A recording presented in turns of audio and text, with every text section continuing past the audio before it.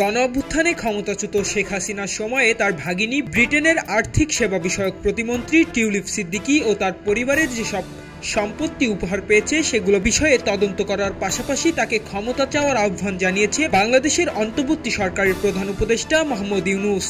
British সংবাদ মাধ্যম Sunday টাইমসকে দেওয়া এক সাক্ষাৎকারে তিনি বলেন, তদন্তে যদি প্রমাণ হয় যে টিউলিপ এসব ডাকাতির সুবিধাভোগী তাহলে সম্পত্তিগুলো ফিরিয়ে দেওয়া উচিত। ইউনূস মনে করে যুক্তরাজ্যে যেসব সম্পত্তির সঙ্গে টিউলিপের যোগসূত্র বেরিয়ে আসছে দুর্নীতি ও অর্থ আত্মসাৎ তদন্তের অংশ হিসাবে সেগুলো বিষয়েও অনুসন্ধান করা প্রয়োজন। এদিকে যুক্তরাজ্যের সিটি মিনিস্টার টিউলিপ সিদ্দিকীকে বরখাস্ত করতে প্রধানমন্ত্রী কেয়ার স্টারমারের প্রতি আহ্বান জানিয়েছেন দেশটির প্রধান বিরোধী দল কনজারভেটিভ পার্টির প্রধান কেমি ব্যাডিনোস। মূলত বাংলাদেশে অর্থনৈতিক দুর্নীতি মামলার তদন্তে যুক্তরাজ্যের এই মন্ত্রী ব্যাপক চাপে রয়েছে। এমনকি দুর্নীতির দায়ে মন্ত্রিত্ব ছাড়তেও ক্রমবর্ধমান চাপ রয়েছে টিউলিপের উপর। 22 জানুয়ারি এক প্রতিবেদনে এ তথ্য জানিয়েছে ব্রিটিশ সংবাদ মাধ্যম বিবিসি। মূলত টিউলিপ সিদ্দিকী ব্রিটেনের ক্ষমতাসীন লেবারের মন্ত্রিসভার সদস্য।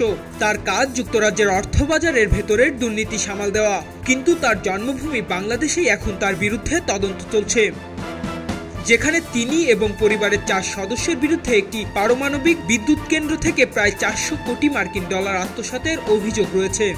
সংবাদ মাধ্যমটি বলছে, ব্রিটিশ প্রধানমন্ত্রী কেয়ার স্টারমারের কাছে ট্রেজারি মন্ত্রী টিউলিপ সিদ্দিকীকে বরখাস্ত করার আহ্বান জানিয়েছেন সংসদের বিরোধী দলীয় নেতা কেমি ব্যাডিনোস।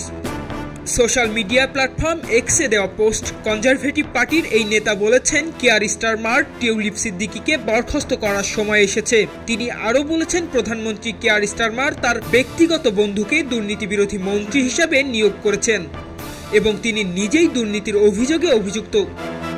এমন পরিস্থিতিতে দল ও দলের বাইরে থেকে তার উপর পদত্যাগের চাপ বাড়ছে। ধারণা করা হচ্ছে পদত্যাগ না করলেও টিউলিপ সিদ্দিকীকে বরখাস্ত করা হতে পারে। যদিও টিউলিপ নিজেকে নির্দোষ দাবি করে প্রধানমন্ত্রীর নীতিশাস্ত্র পর্যবেক্ষণকারী সংস্থার কাছে তদন্তের আহ্বান জানিয়েছেন, তবু যুক্তরাজ্যের ক্ষমতাসীনরা তাকে নিয়ে বিব্রত। সবাই যখন জোয়ারে গা ভাসায়, কেউ কেউ ঘুরে দাঁড়ায়। সময় হারতে শেখালেও কেউ কেউ চ্যালেঞ্জ ছুড়ে দেয়। পক্ষপাতের ভিড়ে আজ থেকে কোনো পক্ষ নয়, খবর হবে নিরপেক্ষ। বানোয়ার তথ্যবাদ, খবর হবে নিখাদ।